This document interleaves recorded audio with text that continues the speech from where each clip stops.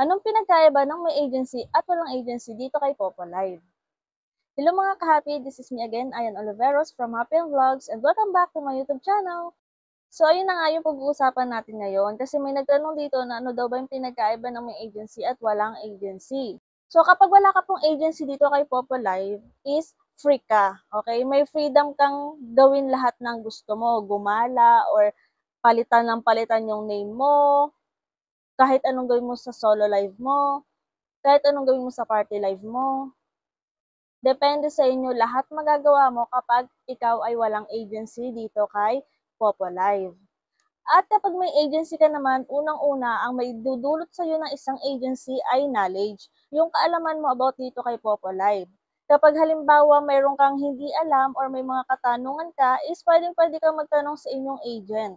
Si agent ay mag-guide sa'yo hanggang sa matuto ka dito kay Popo Live.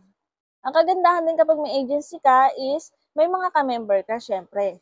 Kapag naghahanap ka ng ka-trade mo, ayan, may kakaiwas ka sa mga scam kasi pwede kang mag-message sa inyong GC kung gusto mo makipag-trade, and then doon ka sa mga ka-member mo makikipag-trade or sa agent nyo. Kasi karamihan dito, may mga scammer po dito sa Popo Live na kunwari makikipag-trade, and then kapag nakapaghagis ka na is ibablock ka na.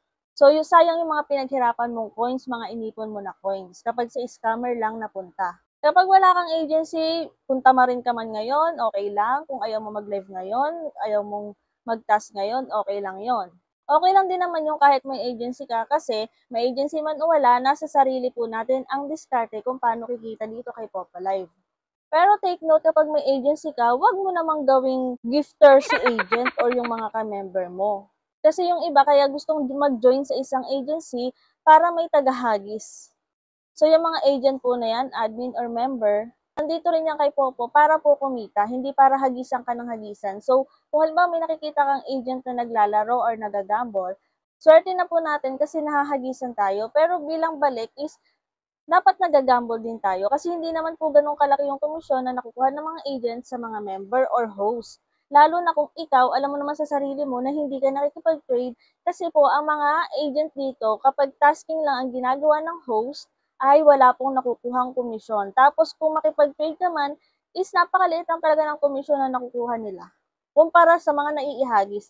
So yung iba kasi umaasa na lang sa agent, and then kapag hindi nahagisan is nagtatampo. So wag po nating ugaliin yung gano'n na umaasa sa agent. So kung gano'n po yung ugali mo na aasa ka lang sa isang agency, wag ka na pong mag-join sa agency, mag-solo ka na lang. Kasi ang mga agent or agency is gabay lang yan para matuto ka. Kung may mga katanungan ka, nagka-problema sa account, pwede ka po nilang tulungan.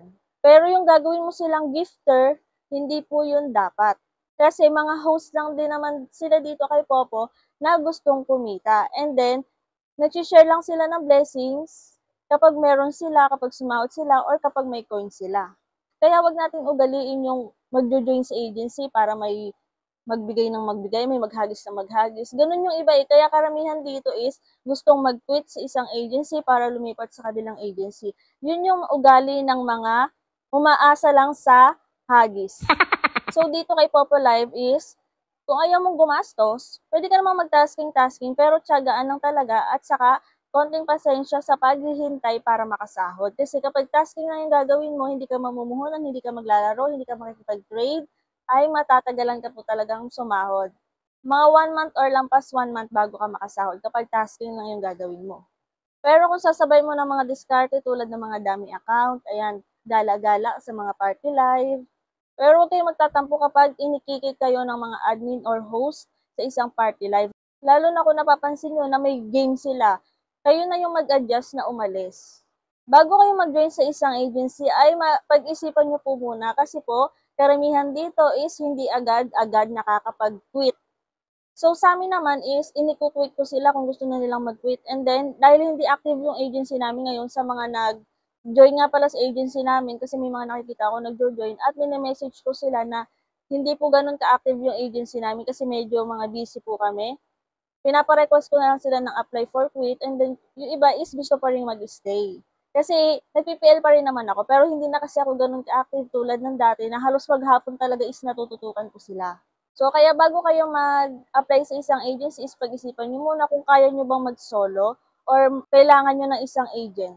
Kasi kapag nag-join na po kayo, hindi kayo basta-basta makakaalis. At sa ibang may mga agent dyan, huwag kayo nagtatampo kung hindi kayo minsan nakakagisa ng inyong mga agent. So, si agent is namumuhunan din yan. And then, yung iba is nagagalit pa kapag hindi na-release. At sasabihin pa yung kung ano-ano na ang laki ng kinikita. Akala mo lang yun. Hindi lahat ng agency is malaki yung kinikita dito kay Popo. Lalo na kung ang mga host is nagtatasking lang. Hindi naglalaro or hindi nakikipag-trade yan. Walang komisyon na nakukuha si agent sa mga ganong host. I-enjoy nyo lang yung pagtatas nyo dito kay Popa Live at hindi nyo mapapansin yung points nyo ay pwede nyo nang withdrawin. Para naman sa mga gamers at live streamers na naghahanap ng murang bilihan ng coins or diamonds ay inire-recommend ko sa inyo si CocoDP. Si CocoDP ay isang top-up website na kung saan ay mura yung mga bilihin. Pwede siya sa mga gamers, live streamers at ilaw din po si CocoDP. Pwedeng-pwede ito sa inyo lalo na kung madaling araw igising kayo kasi 24/7 po open si CocoDP. Para sa mga gustong bumili ng coins or diamonds ay i-click nyo lang ang link na nasa pin comment or description para magkaroon kayo ng access kay CocoDP. Pagdating nyo dito ay hanapin nyo lang ang apps na gusto nyong bilhan ng coins or diamonds. Halimbawa ay Popo Live.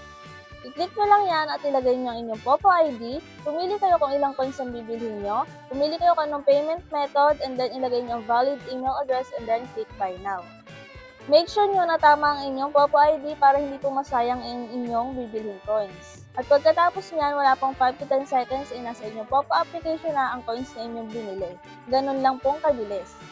At pwede na maglaro, mag-send gifts, or makipag-trade dito kay Popo Live dahil meron na po kayong coins. Yun lang mga ka-happy for today's video. At kung may matanong po kayo ay pwede kayong mag-comment or i-visit yung aking playlist dito sa aking YouTube channel baka sakaling nandun ang sagot sa inyong mga katanungan. Yun lang and thank you for watching!